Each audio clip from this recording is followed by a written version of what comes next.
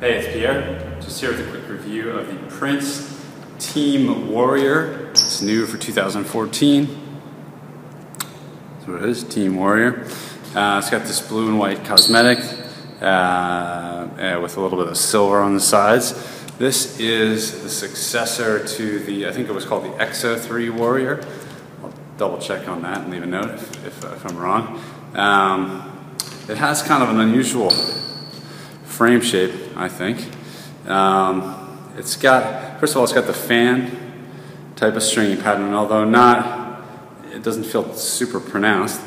The throat kind of comes in and narrows a lot right here at the bottom.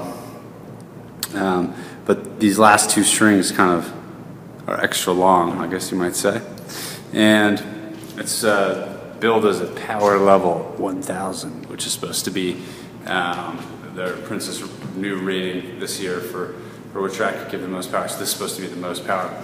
But actually, it's 140 grams and a 36.9 centimeter bounce, very precise. You know, looking at that, I'm thinking it's going to feel heavy and pretty head heavy, and it says it's a power.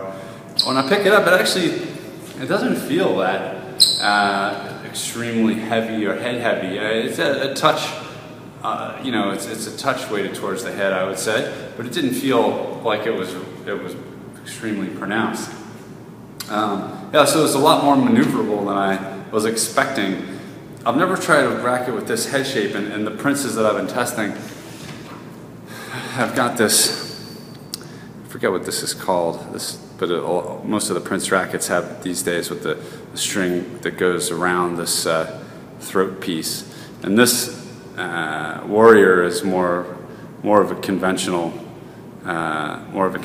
shape, although the strings are not straight up and down like you might see in like in my Technofiber 130, which is over there against the wall. But so it's a little bit different and has a bit of a, you know, I would say an unconventional shape down here. And I was expecting it to feel kind of weird, to be totally honest.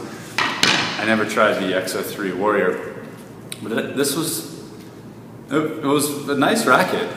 This, by the way, is what the Exo 3 is. If you might have seen this on some other rackets, it's this type of holes, and the strings run through these kind of channels in the racket. It's supposed to reduce vibration, and this racket has them all the way on the sides and the top. Some Prince rackets have it just the top, some have just the side, and this has it all around, and some have it not at all. This has it all around though. It makes kind of like a whooshing sound as you swing through the air. It's kind of funny the first couple times you hear it, you realize that it's the racket making that sound.